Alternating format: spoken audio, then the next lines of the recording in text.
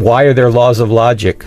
Why are there laws of mathematics? They're a product of consciousness. And laws of mathematics are not a thing in themselves, but rather a way to explain the universe. So the laws of mathematics would not exist without human beings, so they are subjective. But the things that they describe would. Oh, no, hold on. So when you talk about logic, when you talk about reason, these things aren't ends, they're means. They're means to understanding certain things. So we use reason to understand that the Earth goes around the sun. We use the laws of maths to understand how that happened. You and I agree that, for instance, I assume that we would agree that human flourishing is a good thing. Oh, sure. But you would say that that's because you have that in you because of God. I say that I have that in me because of evolution. It's not just because it's in me, but because there's an objective standard of goodness outside of ourselves. Absolutely and fine. so when you say that we can agree that we want to have a better society, as Justin pointed out earlier, you're implying a best. Because in order to say something's better or worse, you have to imply a best. Well, what is that best? What is the ontological grounding of that best? Not necessarily. You don't have to have. This reminds me of one of Thomas Aquinas' famous 5 ways, the degrees of perfection. There doesn't need to be an absolute perfection to have an idea of something which is more perfect than something else.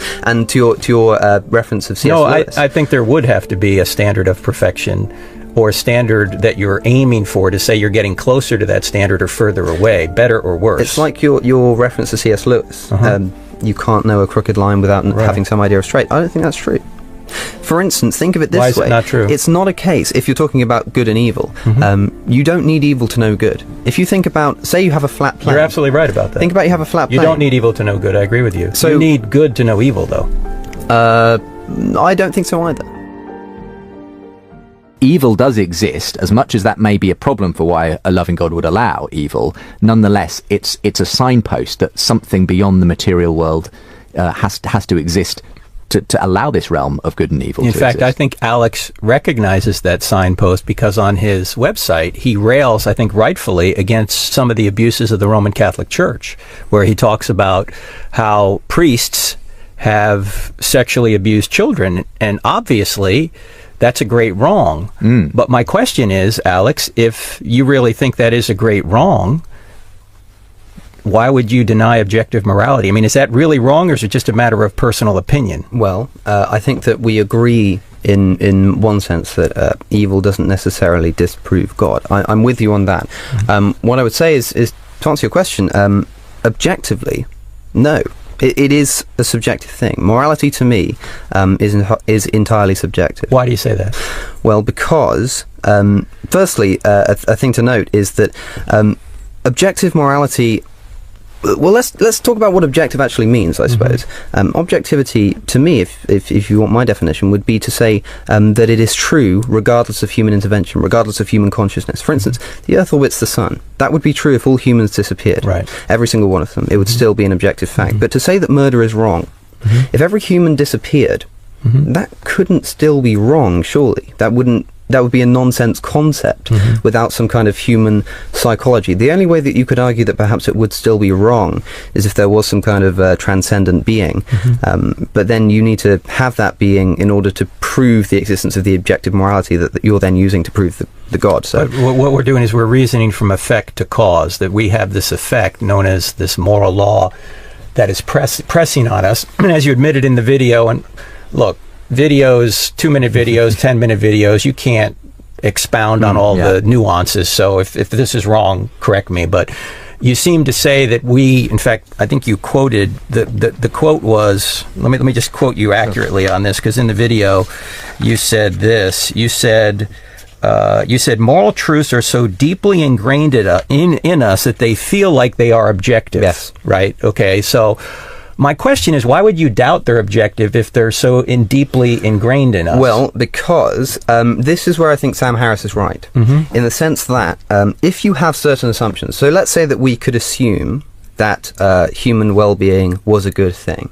We'll discuss why shortly, but let's say we assume that. We could then say that it is objectively true that we should act in certain ways, for instance, trying not to murder people. And that would then become an objective morality. Right. So because evolution has instilled within us, through genetics, a drive to stay alive, then we can derive objective moral truths about how we should act in order that complies with this inner nature, which I think has come about through evolution. So even if you don't subscribe to the idea that certain moral actions, such as not killing, or not stealing have come about through evolution, the instinctual nature within us to stay alive causes us to think of those as objective truths.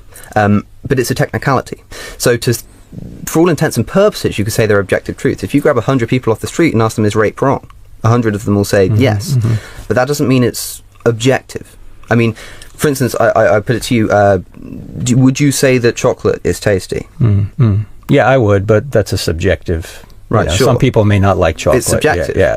So that's a flavor. So tar can be just as tasty as chocolate. But that's no problem, right? That's no problem whatsoever. So when you say something along the lines of, so morality is subjective. So what Hitler did being wrong was just an opinion.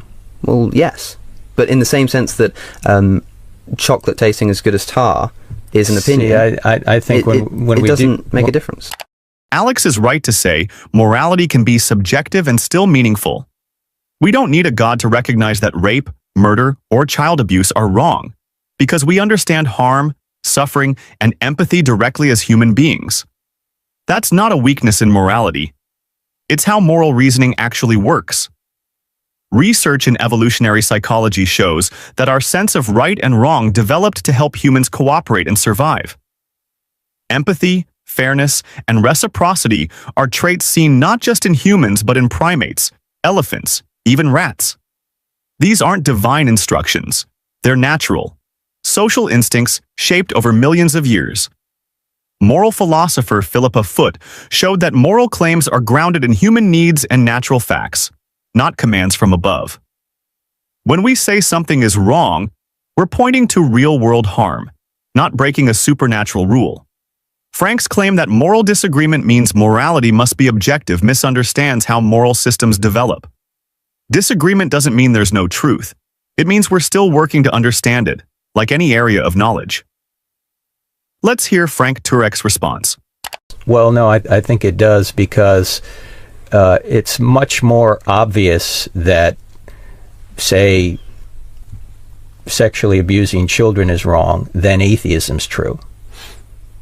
Right. So why would you say that atheism's true in order to avoid the obvious conclusion that sexually abusing children is wrong? You already know sexually abusing children is wrong. Now, if you want to use an evolutionary argument, the problem is that undercuts everything you think.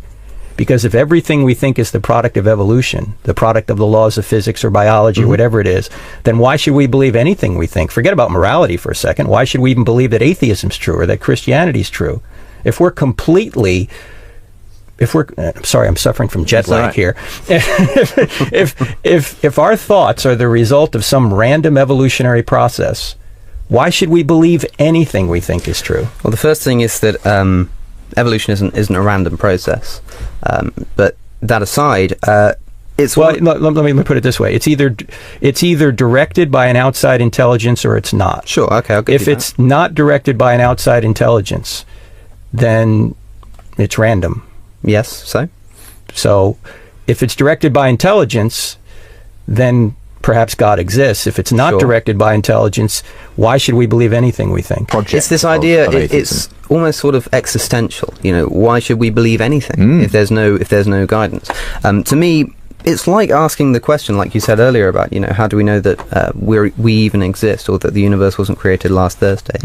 For me, it's somewhat based on consensus. It doesn't prove it's true, but reason is one of those things that we need to assume in order to get anywhere. In the same sense, we need to assume that we exist in order to have a philosophical discussion. No, that's a very wise point. I agree with you. The question is, how do we explain reason on a naturalistic worldview? Well, reason and consciousness can be explained as coming about through evolution. The way in which we sense the world. But let's stop there for just a second, though, Alex. If that's the case, why should we trust it? Oh, well, we don't necessarily have to. Again, it's a subjective thing. But every single person... But that would mean reason's subjective. Yes, well, it is. Well, if reason is subjective, then... If reason's not subjective, then how do you and I come to different conclusions, both using reason? Because we have free will. If reason's subjective, we couldn't even communicate. If there weren't these objective, unchanging laws of logic... well, yes, there are objective rules and tenets of reason, but reason itself is subjective in the same way that morality, you can say, under certain assumptions, there are objective truths about morality. If you have a certain assumption about reason, then yes, there are objective tendencies. Well, that's what I mean. These immaterial laws of logic that aren't made of molecules, how do we explain those on a naturalistic worldview? How do you mean? How do we explain? Why are there laws of logic? Why are there laws of mathematics? They're a product of consciousness. And laws of mathematics are not a thing in themselves, but rather a way to explain the universe. So the laws of mathematics would not exist without human beings, so they are subjective. But the things that they describe would. Oh, no, hold on. So when you talk about logic, when you talk about reason, these things aren't ends, they're means. They're means to understanding certain things. So we use reason to understand that the Earth goes around the sun. Frank tries to argue that if our minds are the product of evolution, then we can't trust reason or moral beliefs. But this misunderstands how evolution works. Natural selection favors organisms that accurately perceive and respond to their environment, because those that don't, die. The fact that we can land spacecraft on other planets, predict disease patterns, and build the internet is strong evidence that our evolved brains are reliably processing information. Reason isn't some magical gift that requires a divine source. It's a tool, a cognitive strategy that evolved because it helped our species survive.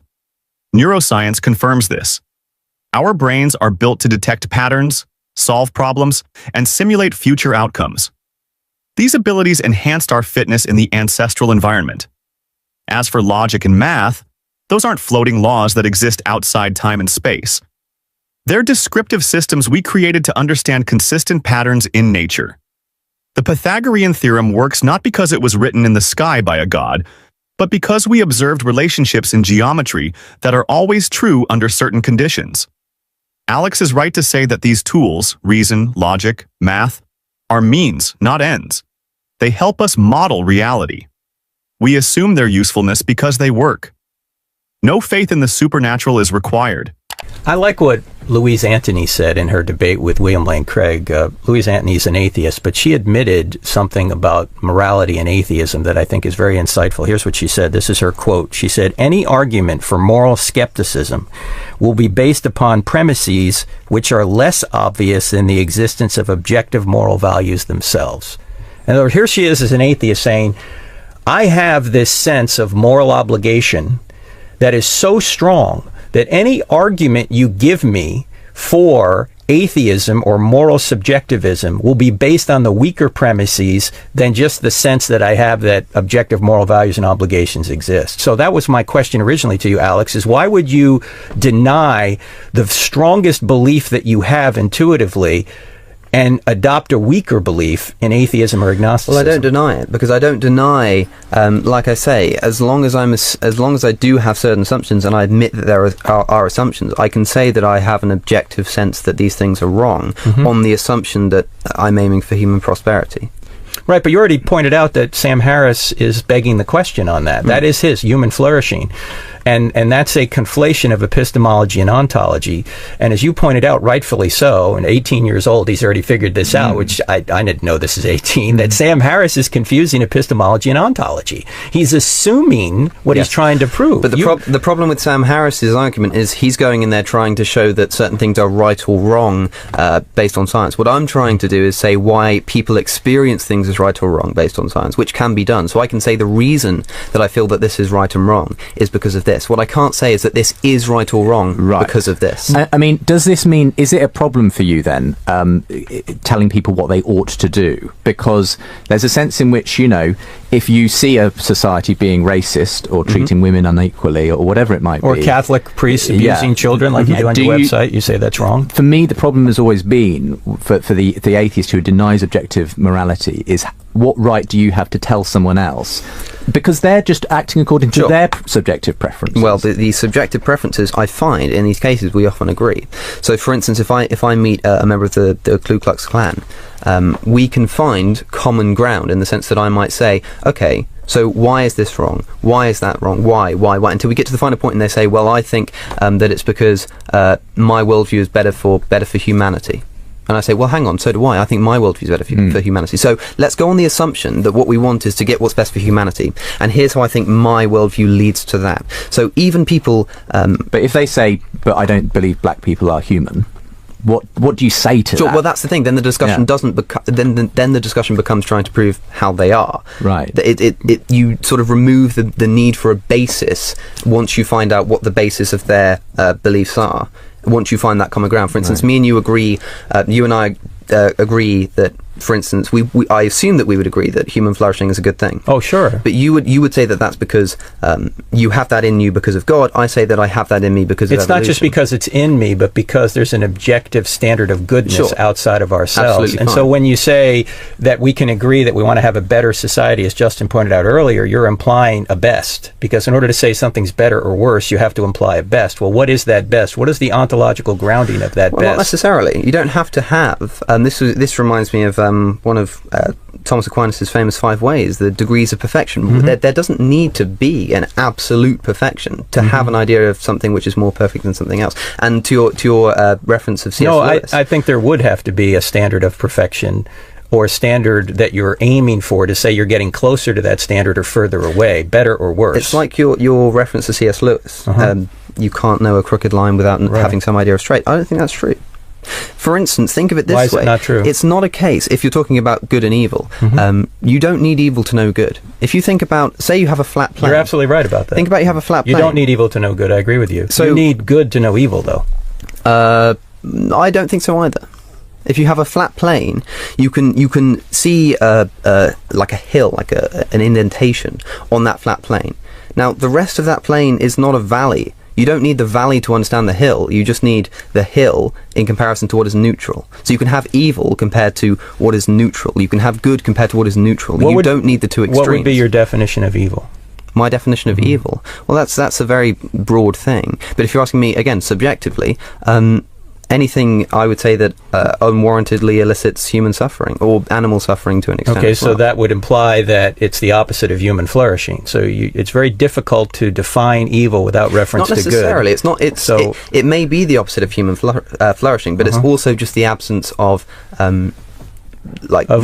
no suffering. Not necessarily good, but no evil. In the same sense, this is what frustrates me about atheists a lot, is they'll do the same thing but the opposite. They'll look at God and they'll think of the evil. They'll listen to Hitchens talk about some celestial North Korea and they'll recoil at that and they'll say, that's a horrible thing. I can't imagine that reality. But I'm sorry, just because you don't like a reality doesn't make it not real. And so if there are if there are no objective morals, then unfortunately what Joseph Stalin did in the USSR was not objectively wrong. But that's not a shocking thing to say if we're under the assumption that nothing is objectively wrong. Do you understand then why for many people the moral argument is so powerful? Absolutely. Because they cannot get themselves to a point of view where those kinds of acts are only really about people's preferences. But I don't think that's what Frank is necessarily doing, because I think you're right that a lot of people do just recoil in horror at the idea of there being no objective standard, but I don't think that's what you're doing. I'd say that you're being cleverer than that. You're understanding that, yes, this is a bad idea, but more than that, you're saying that there's some way to prove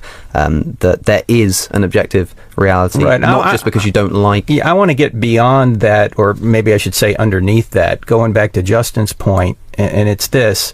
If you said this is all the result of evolution, you have to get outside the evolutionary process to believe that thought is true. Because if that thought is a result of the evolutionary process as well, why believe it? Frank appeals to emotion when he says that without objective morality, we can't call things like Stalin's atrocities truly wrong. But this only proves that people feel moral convictions deeply. It doesn't prove they're grounded in something supernatural. Alex is right to point out that we can talk about better and worse actions based on their consequences, specifically how they affect well-being and reduce suffering. That's not arbitrary. It's measurable. If a society promotes human flourishing, reduces cruelty, and improves life for the most people, that's a clear moral improvement, even without invoking a divine standard.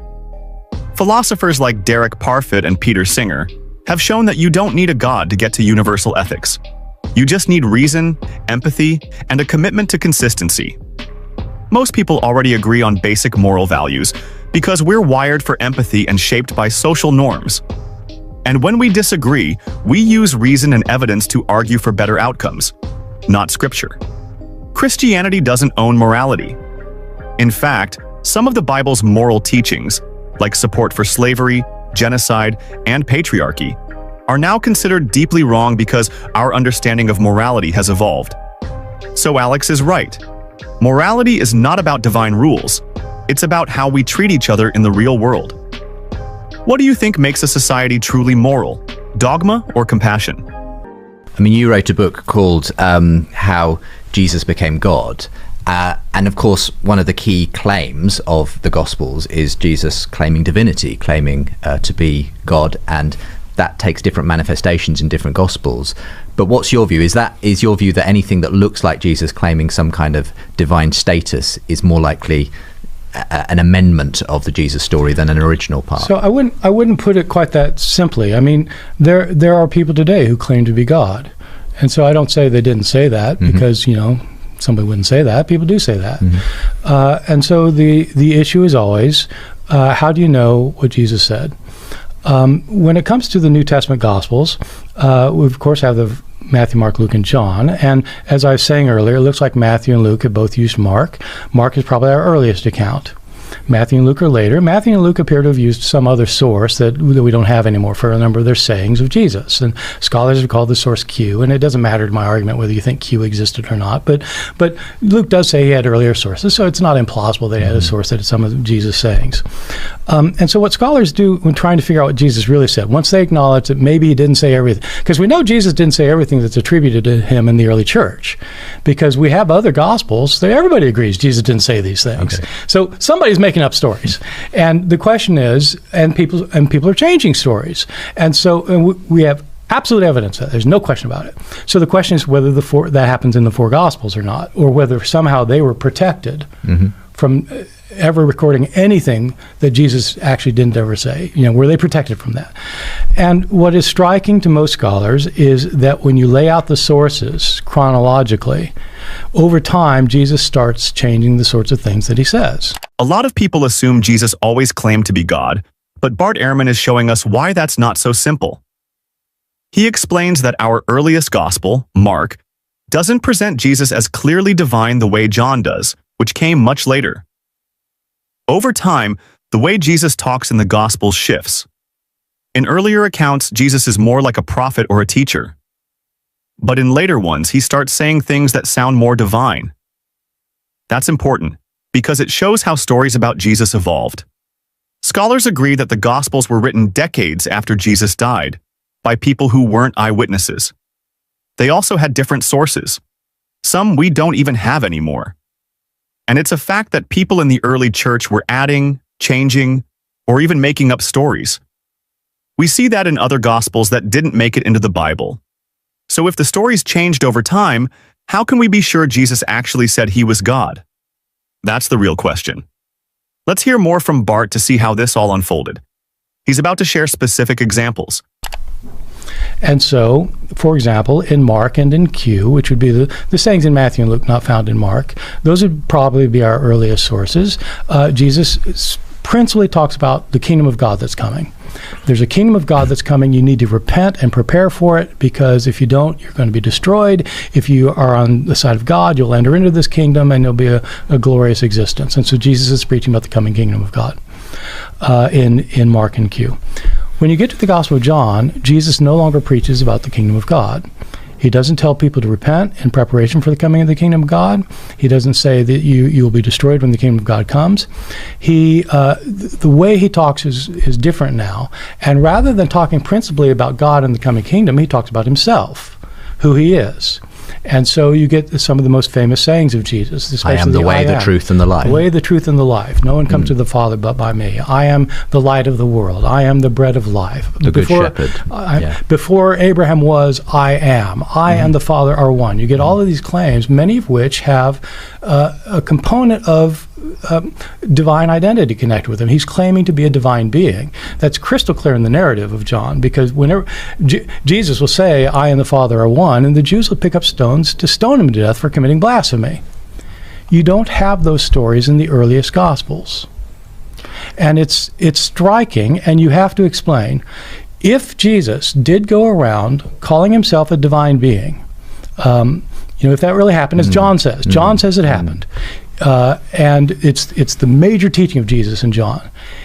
If that's what happened, why isn't it in Mark or Q? Is it that they didn't think it was important to report that part of Jesus' teachings?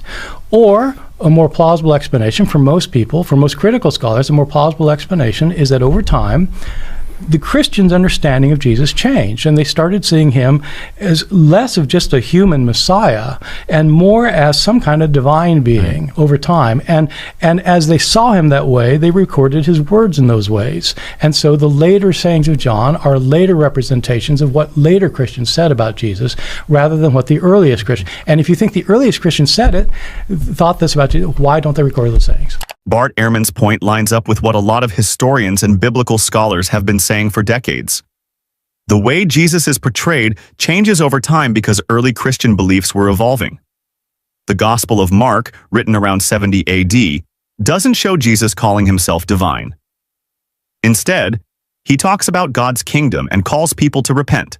That matches what we see in the hypothetical Q source as well, an early collection of Jesus' sayings with no claims to divinity. These are the earliest layers of the tradition, but by the time we get to the Gospel of John, written 20 to 30 years later, the message has shifted. Now Jesus talks about himself, his identity, his relationship to God, and his divine authority. That change reflects a growing belief among some Christians that Jesus wasn't just the Messiah, but something more. Historians like Larry Hurtado and James Dunn have traced this shift and shown that early Christian communities gradually developed a high Christology, where Jesus was eventually worshipped like God. But that view wasn't present at the beginning. Even the Apostle Paul, writing earlier than all 4 Gospels, never quotes Jesus claiming to be God. Instead, Paul talks about Jesus being exalted after his resurrection. So when Ehrman asks why these divine claims only show up in the later Gospel, he's pointing to something backed by history, text, and serious scholarship. Belief in Jesus' divinity grew over time. It wasn't part of the earliest message. Let's hear what Peter's response to all this is.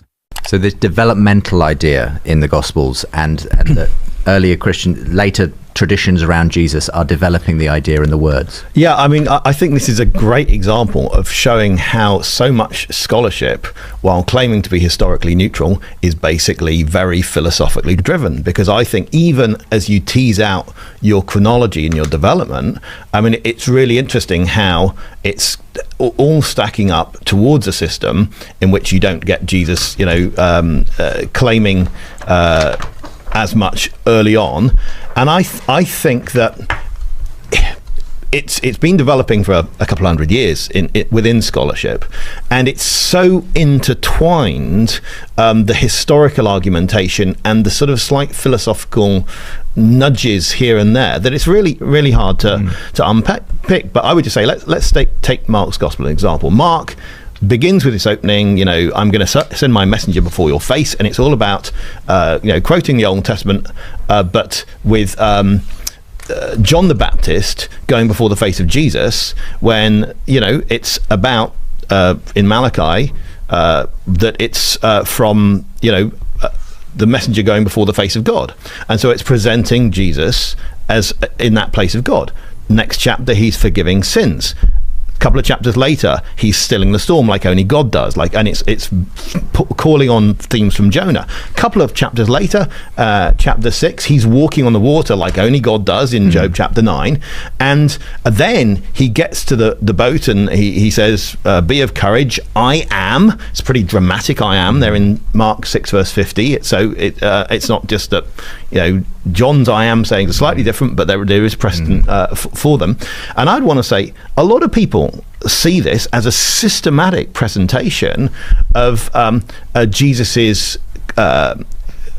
very, very exalted status, such that people are wondering, who is this? They're asking this question, and the fact that it's doing it through a sort of more Socratic method of getting you to think who this is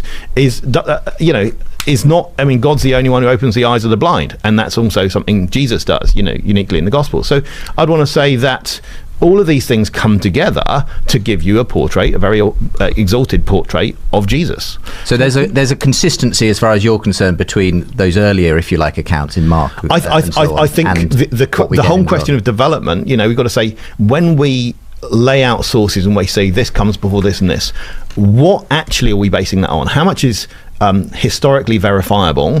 How much of it is philosophical system? How much of it is literary system, and what's fed into that? And I think all of those things have to be laid on the table so that you can be very clear about when you're saying this is a fact, what's it actually based on? Yeah, so I'd love to respond to that. I mean, Pete, when you start out by saying that this chronology, the development is based on a chronology that's driven by skepticism. I didn't say driven by skepticism, but okay. What did you say? I think it's got an input of that. Because I was just going on your chronology. I mean, you said earlier that you think Mark was the first gospel. I haven't said that. Oh, okay. You said that you thought John was the end of the first. It was the last gospel. Yes, I have said that. Which one do you think is first? I don't have a view. Okay. Would you agree John's later than the others? Yeah. Yeah. Okay. That's all. That's the only development I need, and I don't see why skepticism has anything to do with it. I mean, I believe this when I was an evangelical Christian, and so, but then you want to say that it's wrong to say that Jesus isn't portrayed as divine in Mark because of all these other things. And I know you can go through them one by one. No. I mean, there are things you say that aren't true. I mean, it's not true that only God can heal the blind. Prophets do it all the time. Faith healers do it. So they do it with the power of God. In the Old Testament? Yes. So, well, and in the New Testament, I mean... where in the Old Testament people heal the blind? Well, in Jewish tradition, it's all over the place. Yeah, but not in the Old Testament. Yes. But why would you say that only God can heal the blind? I mean, I know people who say they were blind that I'm trying to think, in the Old Testament, where are there people who heal the blind other than God? I don't know of any. There aren't any. So... But I didn't say anything about the Old Testament. So I was saying, sorry. Go ahead. In the Old Testament portrayal, only God heals the blind, and then Jesus comes along and does it. That's but so do other Jewish healers. I think it's significant the way Jesus is portrayed. If you think about the It doesn't make somebody divine to be able to heal somebody. You have healers throughout history. They aren't God. They're empowered by God. But I think that... the signs in the message to John the Baptist is one of the things. Okay. So that's just a side point. I just don't think it's true. Yeah. But it doesn't really matter. You're saying that Mark portrays Jesus as divine, and that has no bearing on what I was saying. I didn't deny that. I think that Mark does see Jesus as divine. What I'm asking is, what did Jesus himself say about himself? Now. You pointed out things like John the Baptist looking to Jesus, Jesus walking in the water, Jesus healing the blind. I mean, we could talk about each of all those, but I'm agreeing that Mark portrays Jesus as divine. My question is, did Jesus go around Palestine, Galilee, and then Judea, saying, I and the Father are one?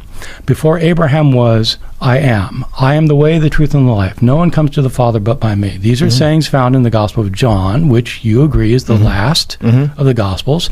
Those sayings are not found in Mark, which you agree is an earlier Gospel. And they're not only found not in Mark, they're not found in Luke, they're not found in Matthew, they're not from Q, they're not in any of the early sources where Jesus says these things. When you pointed out that in Mark's gospel, people continually are asking, who is this? The answer is never, he is God.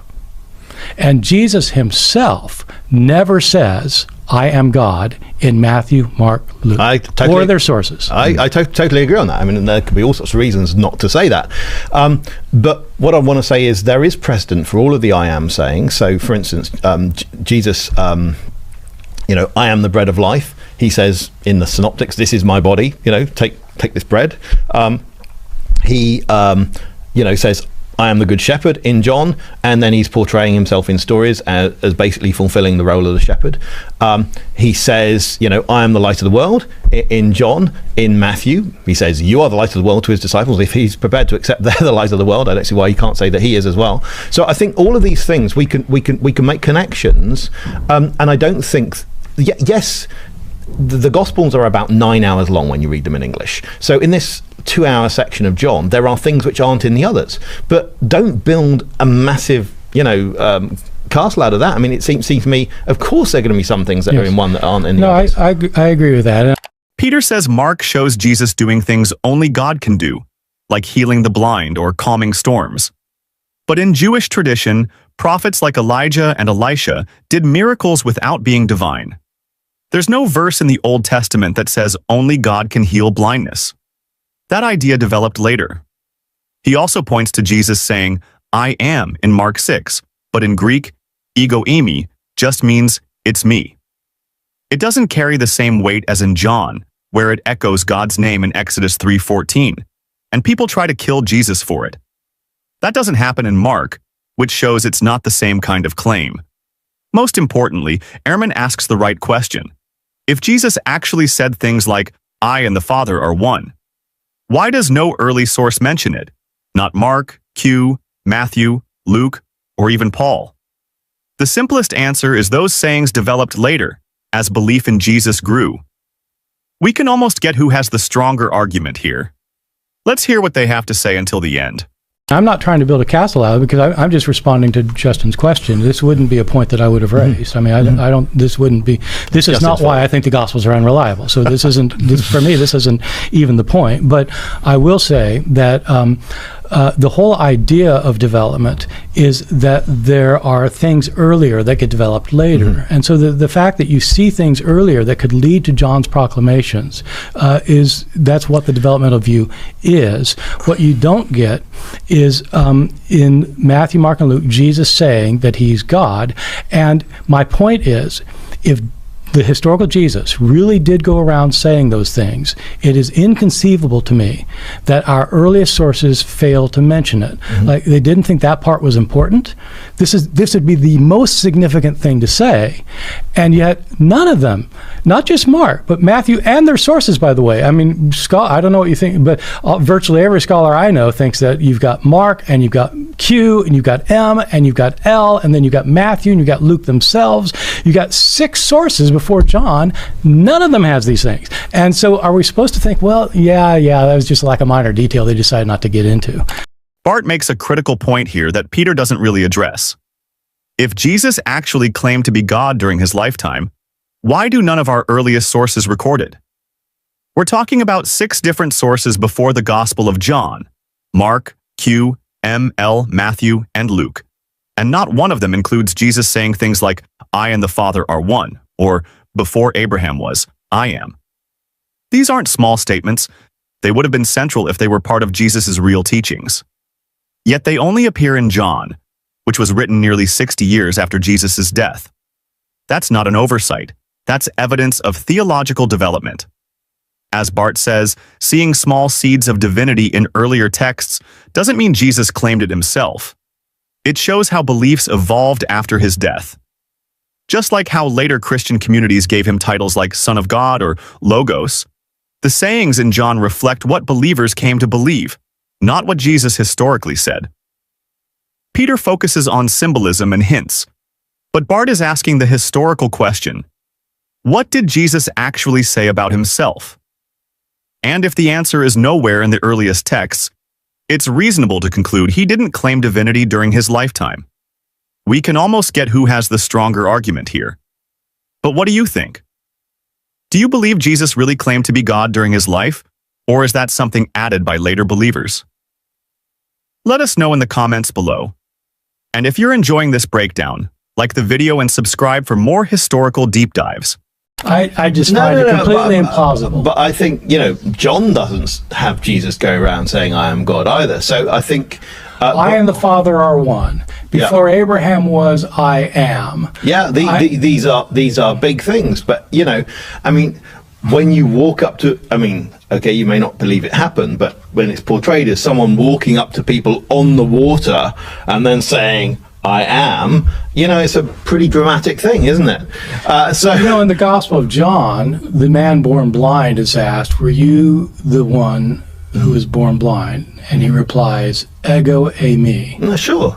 I am. Sure. Saying I am is just a way of saying yes. Yeah, but it's not just that when you just walked across the water. It's something different. Peter walked on the water too. Yeah, but... Okay, did that make him God? No, again, but there is a difference. But he was the one who fell down, of course. Exactly. He wasn't exactly within the story. But Peter doesn't go around saying, I am. What do you think Mark 6 is about when Jesus walks on the water? Isn't this portraying... He's showing that God, I think Mark understands Jesus as a divine being. I should start off by saying I don't actually think that it's possible to prove the existence of God. I'm also not a believer that you can disprove the existence of God. I don't think that logical argumentation is going to get you there one way or another. And so I'm not going to try and do that with Alex today, because I think that if people would have been able to provide dispositive proofs, then people would believe them. And if people were able to provide dispositive proofs that God does not exist, then people would be more apt to believe those as well. What I think is an atheist delusion is that it is possible to live ideologically purely in a way that does not rely on fundamental faith principles. When I say faith principles, I'm not going to make the claim that those faith principles are direct from Sinai, or that those faith principles require the New Testament, for example. I'm going to make the claim that there are a bunch of principles upon which we base ourselves that are external to what we know about nature and evolutionary biology, and that many of the things that Alex does in his daily life, for example, are going to be things that rely on principles that are external to a philosophy that would assume a lack of the supernatural, a lack of the extra natural. So some of those principles, for example, are free will. So every day we get up, we believe, virtually all of us, whether we say we believe it or not, we actually act in ways that betray the idea that we believe that we have control over our own actions, at least to a certain extent, and that control makes a difference in the world. And that's what gives us purpose. It's what allows us to wake up in the morning and make the decision to do what we believe is right or what we believe is wrong. That the principles of right and wrong are external to evolutionary biology. So both of these principles that I've mentioned already, free will, right and wrong, these come from a language that is external to the Darwinian language of evolutionary biology. If you're talking about free will, there is nothing in nature that suggests the ability to make a decision free of environment and genetics in combination in some sort. The same thing is true of right and wrong, the idea that there is a right and there is a moral wrong that we can reason our way to. Another principle that I think that you're obviously very big on, it's something that you rely on all the time, your entire podcast is based on the idea of reason. These ideas do not exist in the context of a purely materialist atheist universe. Now, I'm not going to make the claim that I can prove that it's God who's behind those things, because one of the principles of faith belief is that I don't understand God. So for people who don't believe in God, that's an easy way out, right? That's an easy way out for people like me, because I say, well, I don't have to explain the relationship between God and free will, because frankly, I don't fully understand God. But that's not really that's not really an open window. That's just part of pretty much all faith systems, is that if my mind were the mind of God, then I would either be God or God would not exist, one of the two things. So the idea that reason makes a difference in our lives, that we can reason our way to propositions, and that's more than just saying a few magic words and that's setting off a few neurons in somebody else's brain in a naturalistic way, that there actually is principles of truth, another concept that comes from the extra natural world, that these principles exist. So far I've mentioned free will, good, right and wrong, reason, and truth, right? All things that we consider extremely key in our daily lives, and that Alex considers key in what he does. It's, I assume, why you get up every morning, or at least why you feel you get up every morning. You know, what gets you up to do your podcast? It's because you want to say things that you believe are reasonable, are going to convince people to act in a better way, or I assume not a worse way, that get people to change their lives in some way, in a self-motivated fashion. That's not merely in a sort of Pavlovian response to circumstance and environment. So if I were going to talk about the atheist delusion, that's what I would suggest is the delusion, that an atheist can use terminology that is drawn from a world that is external to atheism for itself. And again, that's not an argument for God even. That's just an argument against atheism. Again, I think the arguments against God are fairly compelling, and I think the arguments against atheism are fairly compelling. This is one of the things that I've said to Sam Harris. And I think that the difference is that most people who believe in God have expressed doubts, and a lot of people who are atheists tend to be more religious in this way than many of the people who are God believers. Well, something's certain. We don't do cold opens or soft starts here on The Big Conversation. Ben says, free will, morality, and reason don't make sense without belief in something supernatural. That's not true. Free will is complex but real. Neuroscience shows our brains evaluate choices. Even if we're influenced by genetics and environment, we still have agency. That's backed by research from University College London. Morality doesn't require religion. Studies by Franz de Waal show that empathy and fairness exist in other primates. These behaviors evolved to help social groups survive, long before modern religions existed. Reason and truth are based on evidence, not faith. Science works through testing, data, and logic. We've built medicine, technology, and understanding of the universe using reason alone. No divine source needed.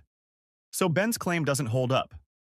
The evidence shows these values can and do come from the natural world. Let's hear what Alex has to say.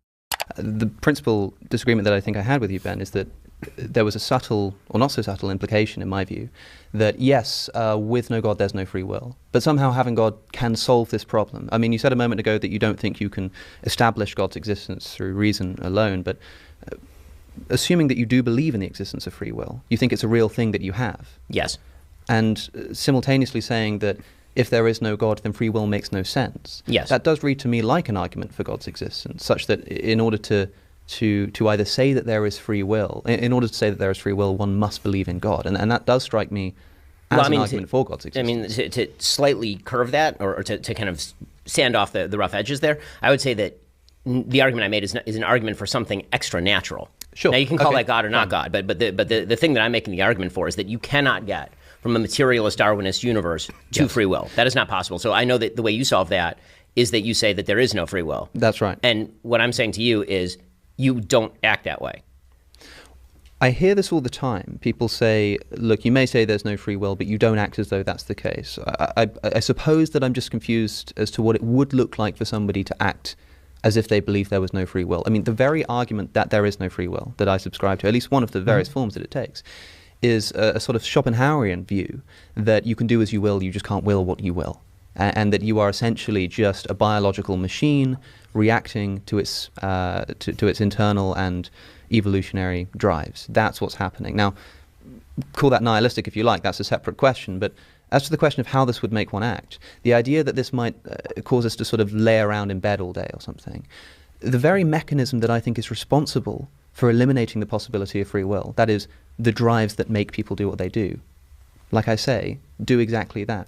Make people do what they do. They make them get out of bed in the morning. Why do you get out of bed and go and make your breakfast if there's no free will?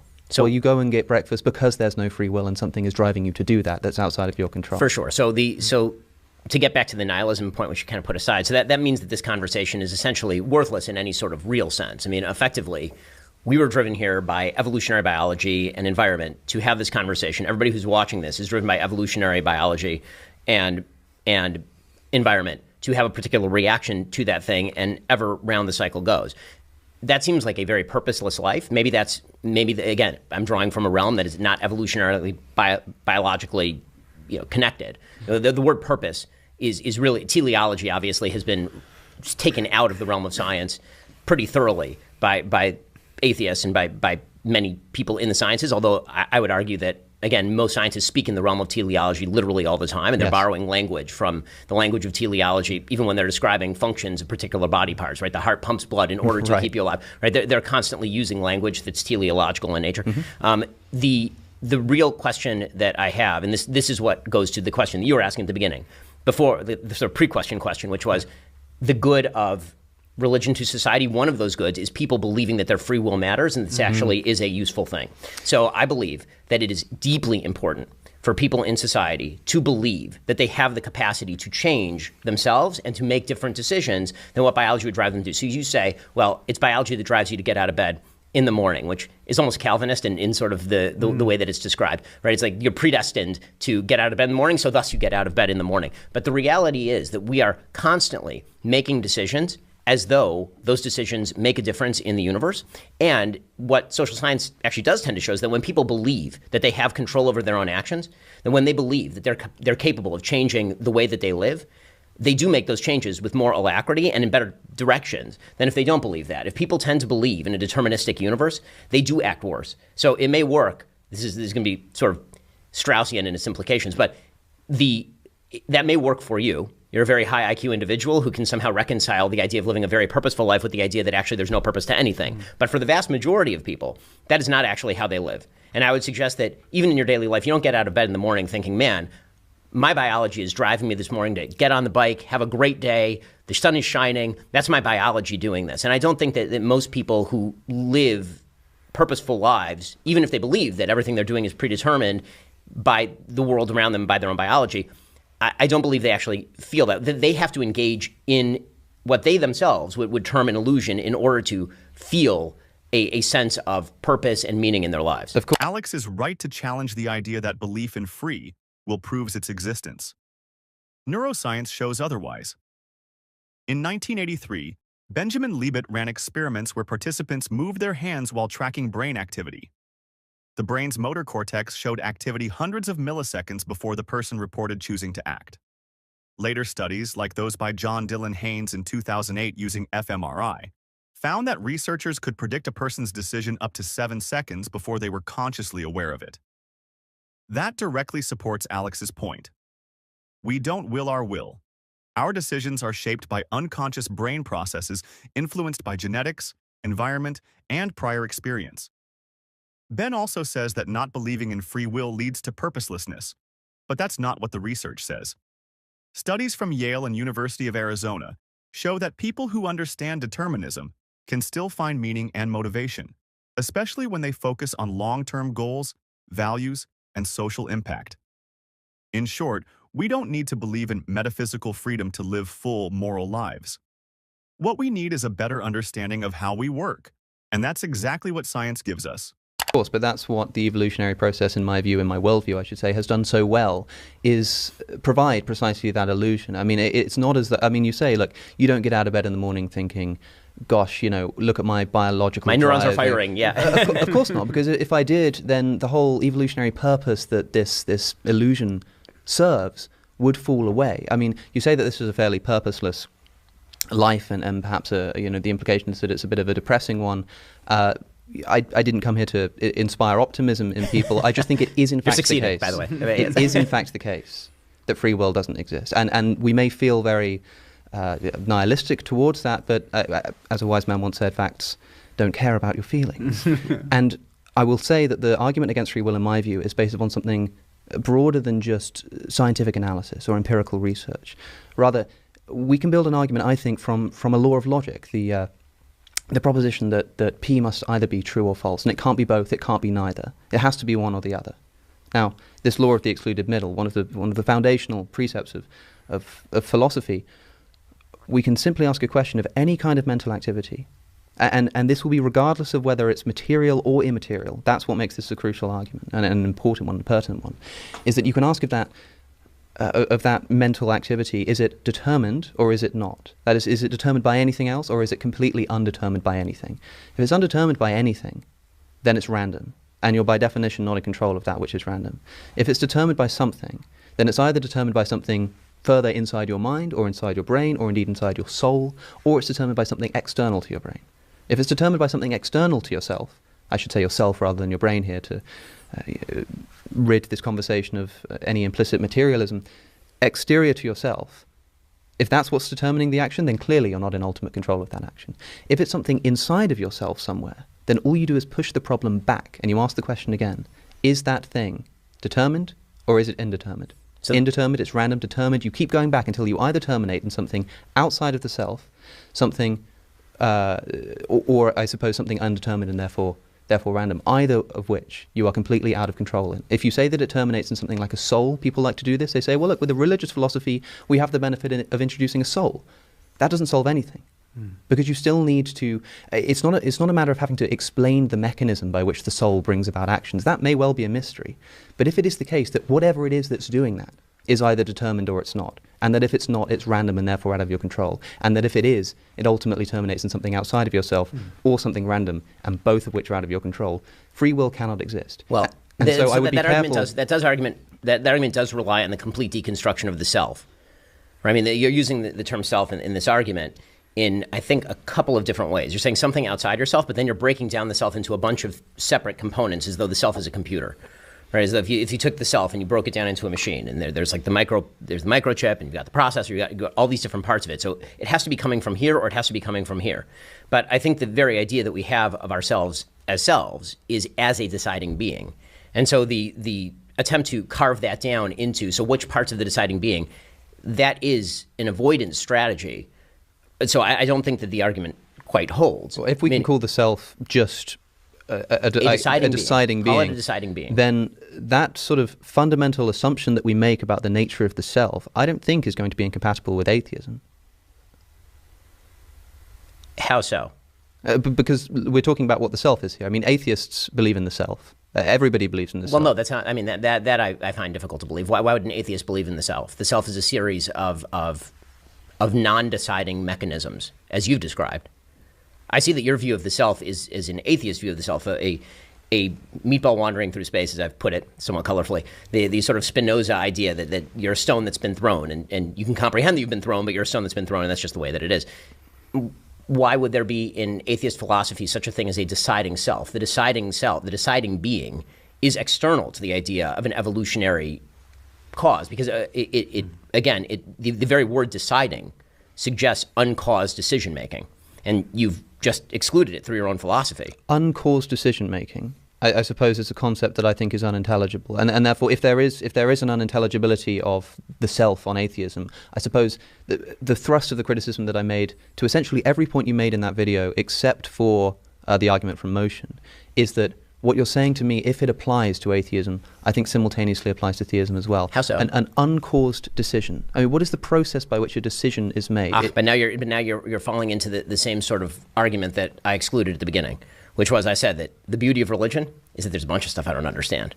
So I can't explain to you how the uncaused self makes decisions. Well, then I can't explain to you how the uncaused self exists on an atheistic But you have a framework. burden and I don't. Meaning that I don't think that's the case. You do, though. I mean, the simple fact is that you are the one who's claiming that a reasonable materialist universe is the cause of all. And so if that's the case, you do have to explain the mechanism in a way that I certainly do not. My entire philosophy rests on the positing of an entire realm of things I don't understand in terms of their interaction with the world. Now, as I said at the very beginning, that leaves me a giant escape hatch.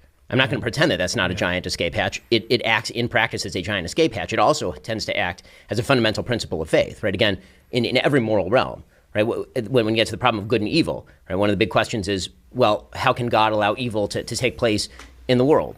And the fundamental religious answer, as it has been for thousands of years, is my mind is not God's, which is a giant escape hatch. It also happens to be true from a religious point of view. So if I may, there are two sort of escape hatches here. There are two appeals to mystery going on here.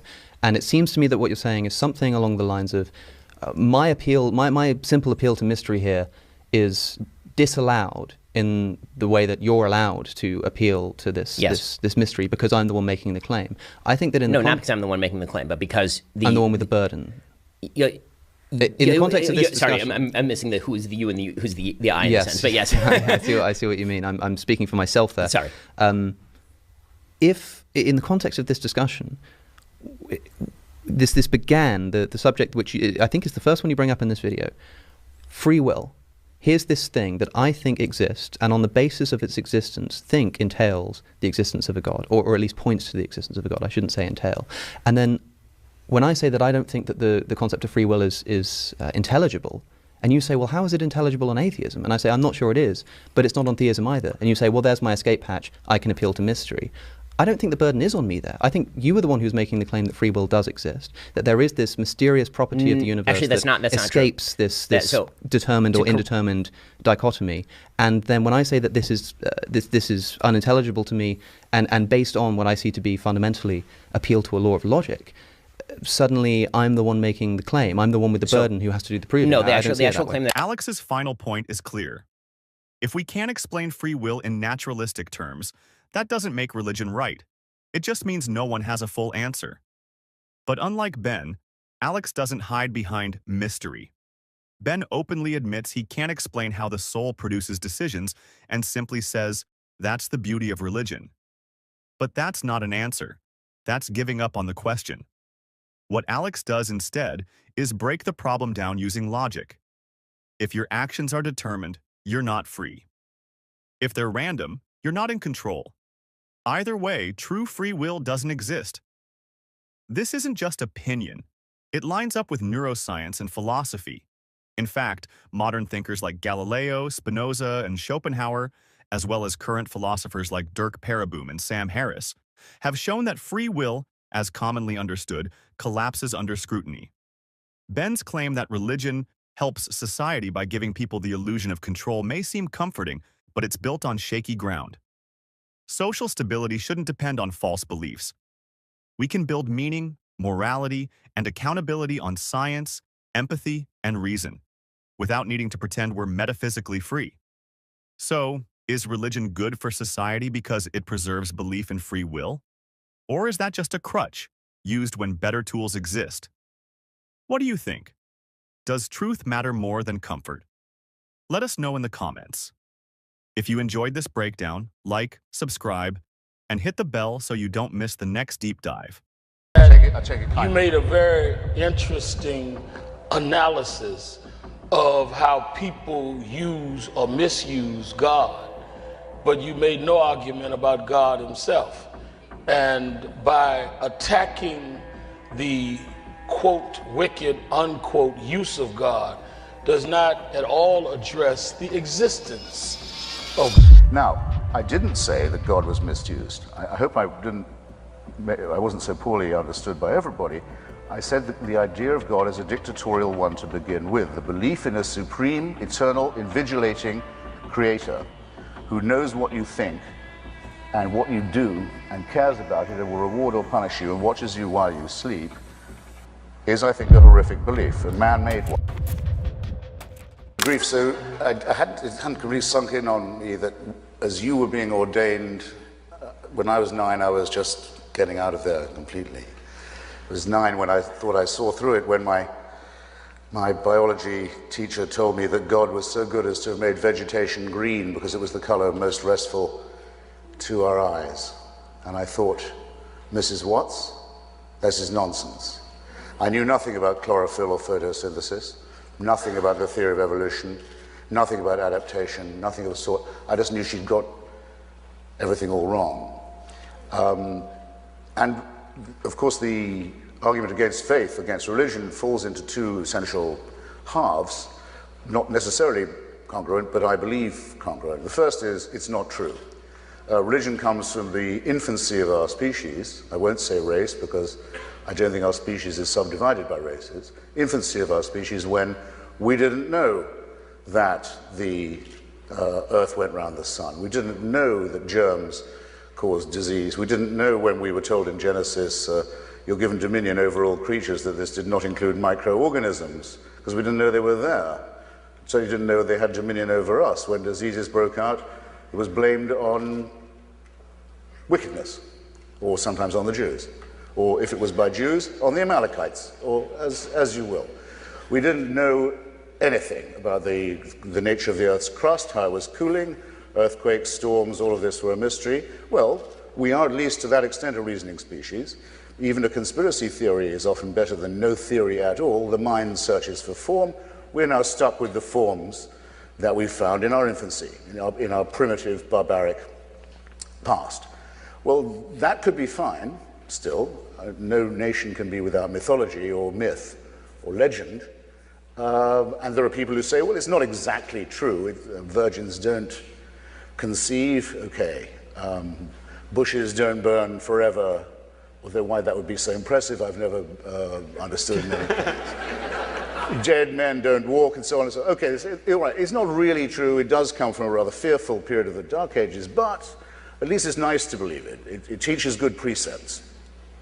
This, I think, is very radically untrue. I give in my book the example, which I'll give you now, of a person very much influential on my youth, and I know on the Reverend's too, Dr. Martin Luther King. My friend Taylor Branch's book about Dr. King, I would rather call him Doctor than Reverend, because I'm sorry to say I think it's a higher title of honor. Taylor Branch's trilogy about him is called Parting the Waters, The Pillar of Fire, and At Jordan's Edge. And everybody literate here knows the story of Exodus and understands what Dr. King meant when he demanded that his people be free of bondage. But if you think about it for a second, it's a very good thing that the good doctor was only using this metaphorically. If he'd really been invoking the lessons of Genesis and Exodus, he would have been saying that his people had the right to kill anyone who stood in their way, to exterminate all other tribes, to mutilate their children's genitalia, to make slaves of those they captured, to take the land and property of others, to engage in rather long and hideous and elaborate arguments about ox goring, and finally, which is the sentence that ends that, or the verse that ends that section of the book, should not suffer a witch to live, the warrant for witch burning. In other words, in these books, there are the warrants for genocide, for slavery, for the torture of children, for disobedience, for genital mutilation, for annexation, for rape, and all the rest of it. It's a very good thing that this is man-made. There are those who say that they wish they could believe, and I suppose a decent atheist could say that if only for lack of evidence he wishes he or she could. I can't be among their number. I'm very glad it is not true that there is a permanent, unshakable, unchallengeable celestial supervision.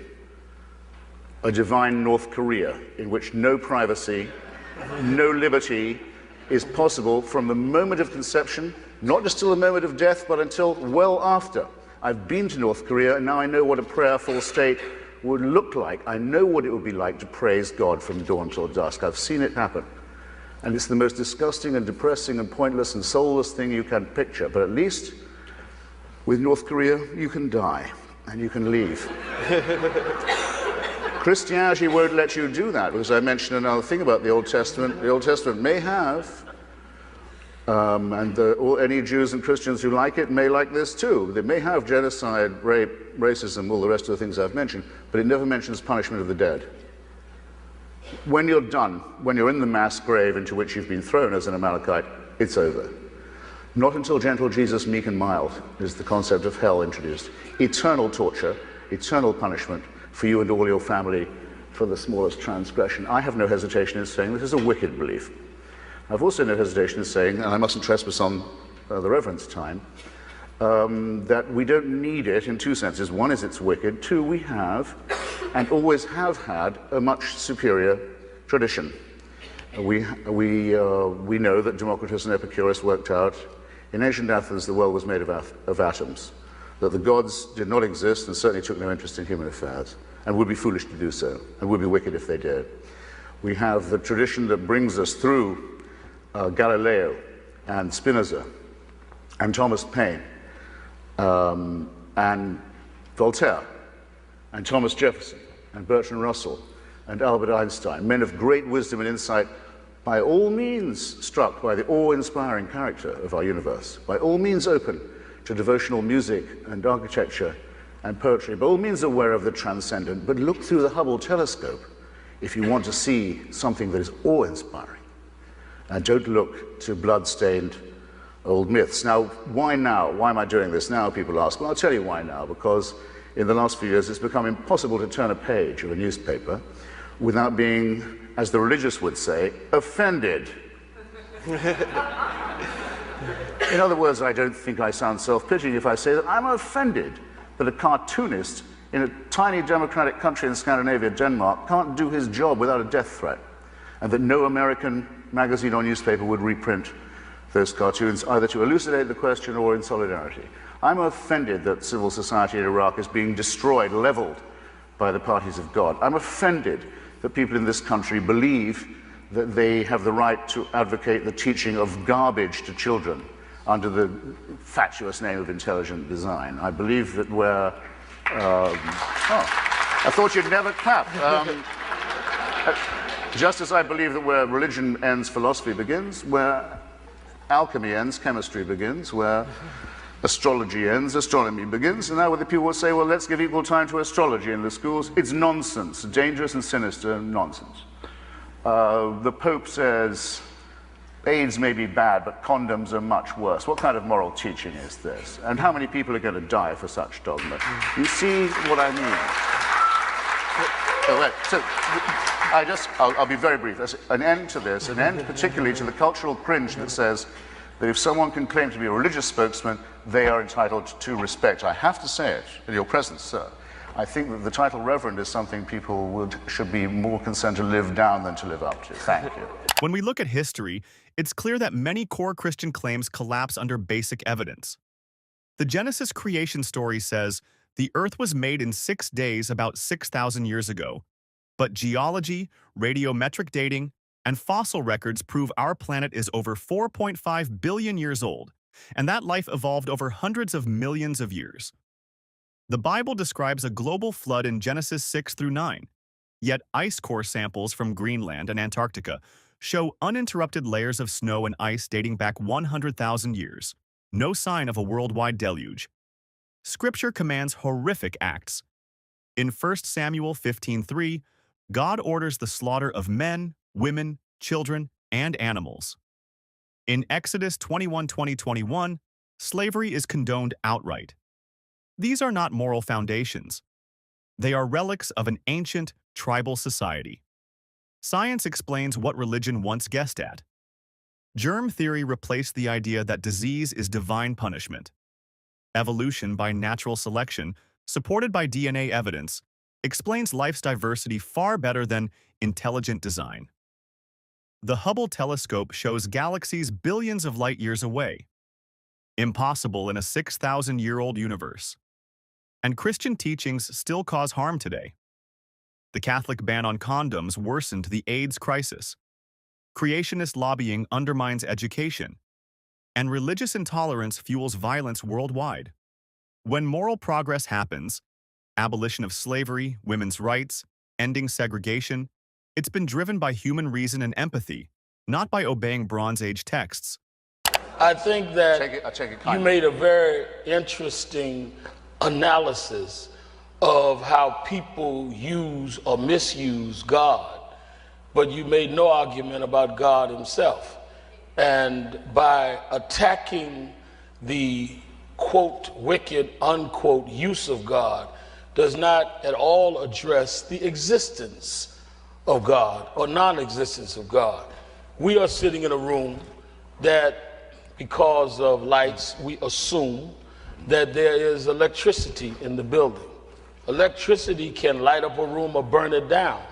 It does not mean electricity does not exist because it burns the building down, or that it is inherently wicked. It is how people use it. So clearly, people have misused God as they've misused other things that are possibly positive.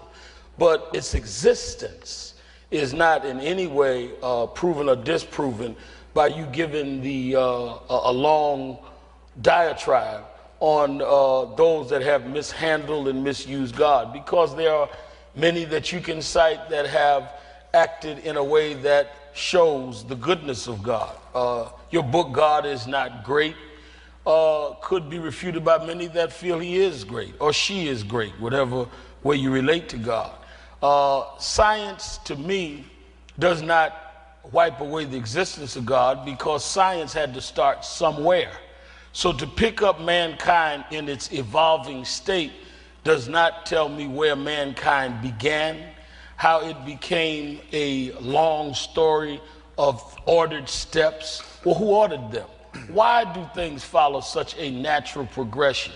Who set the progress? And in fact, even the term wicked, if there is no God and if there is no supreme mechanism that governs the world, what makes right right or what makes wrong wrong? Why don't we just go by whoever's the strongest at any given period in history?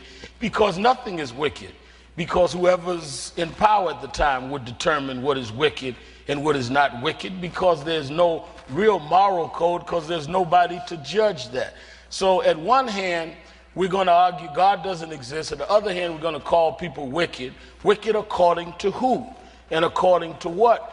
It would be based on whoever has the power at that time. So I think that the real thing that I'm interested in, Mr. Hitchens, is to really discuss the idea of God and the idea of a supreme being, and how creatures and creation have just by some great coincidence, an unexplained scheme, follows some order that just happened by itself. Something, some force, some overruling force had to set all of that pattern in, and it continues thousands of years later. Can you give a million examples of where people have misused that, where they've distorted it, where in the name of God or North Korea or other tragedies have happened? Yes. In terms of the civil rights movement, it was absolutely fueled by a belief in God and a belief in right or wrong. And had not there been this belief that there was a right and a wrong, civil rights movement that you alluded to or that you referred to would not have existed, because what made it wrong for people to be slaves? What made it wrong for humans to be treated unequally because there was nobody to say that they were all equal. It was whoever had the strength. But at the end, what is refreshing is that you are a man of faith, because any man that at this date still has faith that there are weapons of mass destruction in Iraq has more faith than any religious person I know. Sharpton's electricity analogy fails because we can directly measure electricity. It has observable properties, equations like Ohm's law, and can be demonstrated on demand. God has no such measurable evidence. Simply pointing to order in the universe isn't proof of design. Complex order can emerge naturally from physical laws. Snowflakes form intricate patterns without a designer. Evolution explains life's diversity through cumulative natural selection, not preset ordered steps. The first cause argument ignores that physics shows how matter and energy behave without invoking a supernatural agent.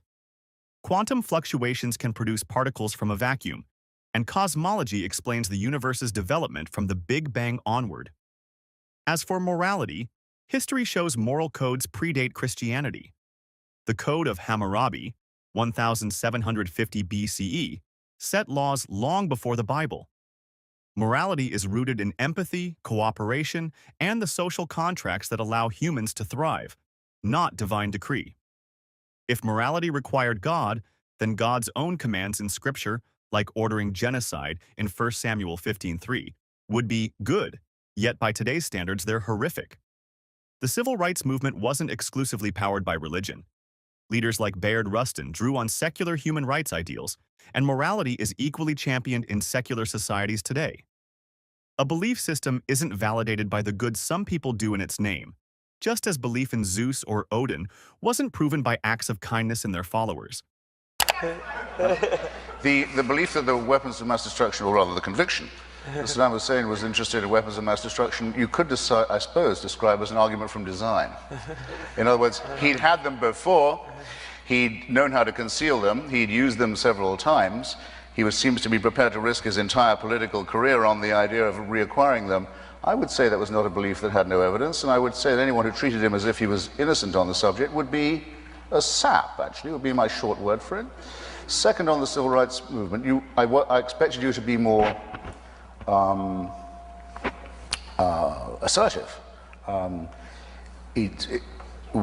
don't know what Dr. King's private convictions about religion were. I know that he studied Hegel, I know that he studied Marx, I know that among his very close entourage were a large number of secular socialists and communists. You know their names too. Stanley Levinson is probably the best known, but among the black civil rights leadership, Bayard Rustin, secular socialist, Philip Randolph, secular socialist trade union leader. These were the building blocks for the March on Washington, as was Victor Reuther and many others. The belief that it is illegal as well as evil to keep black Americans in subjection does not require any supernatural endorsement. It had been proved repeatedly in law and in morality and in ethics, and demonstrated in practice. The only thing that had always been consistently justified by the churches was initially slavery, the right to hold someone as a slave, biblically warranted, and the right to keep the races separate, which is endorsed by a church that, just to give a contemporary example, one of the current candidates for the Republican nomination is a member of a church, the so-called Mormon Church of Latter-day Saints, that until 1965 had it as an article of faith that the Bible separates the sons of Ham and makes them lesser. Well, I don't have to discredit a text like that because I don't think it has any authority. So in a sense I return the question to you. Now, I didn't say that God was misused. I hope I wasn't so poorly understood by everybody. I said that the idea of God is a dictatorial one to begin with. The belief in a supreme, eternal, invigilating creator who knows what you think and what you do and cares about it and will reward or punish you and watches you while you sleep is, I think, a horrific belief. A man-made one, fortunately. I'm very glad there's no evidence for it. In case I was misunderstood, let me assert again, I think it's innately an awful belief. However, the cleverest theologian, and have been some, has never been able to demonstrate that such a person exists. It's impossible to do so. It's not possible either for me to demonstrate conclusively that no such person exists. That cannot be done either. But one thing can be done. A person who claims not to know only that this person exists, a task beyond our brain, but to claim to know his or her, I accept your correction, Reverend, mind, to say, I know, because I'm in holy orders, what this entity wants you to do, what he wants you to eat, who he wants you to go to bed with, and how he wants you to go to bed with him, what you may read, in what associations in private you may form, what thoughts you may have. That person is out of the argument now, it seems to me. We know that no one knows that. So the claim made by the religious that they know God, they know his mind, and they can tell us what to do in his name is, I think, exploded.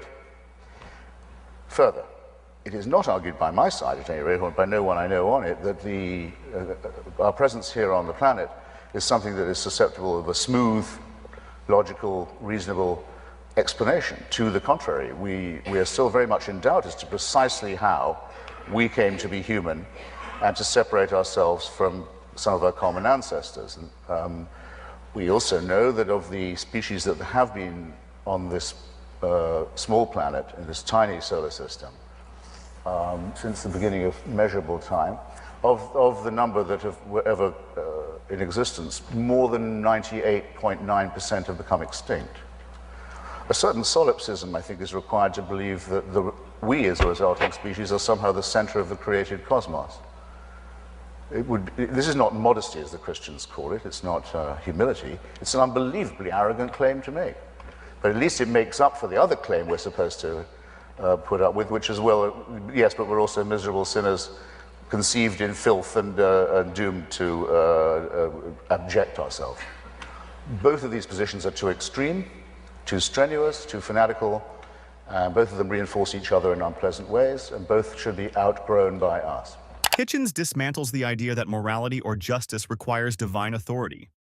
The civil rights movement wasn't purely a religious project. Key figures like Bayard Rustin and A. Philip Randolph were secular humanists. The legal and ethical basis for ending segregation and slavery came from constitutional law, Enlightenment philosophy, and universal human rights, not the Bible. In fact, churches were some of the strongest defenders of slavery, citing verses like Ephesians 6:5 and 1 Peter 2:18 to justify it, and many Christian denominations opposed racial integration well into the 20th century. He's right that the concept of an all-seeing, all-judging God is not just unsupported by evidence, it's dictatorial by design. No one can prove God exists, but religion claims to know his mind, his rules, and how everyone should live. That's not humility, that's authority without evidence. Science openly admits it doesn't yet have every answer about human origins, but it has uncovered far more than religion ever did. From fossil records tracing human evolution to the staggering fact that over 98% of all species have gone extinct, showing we're not the center of creation.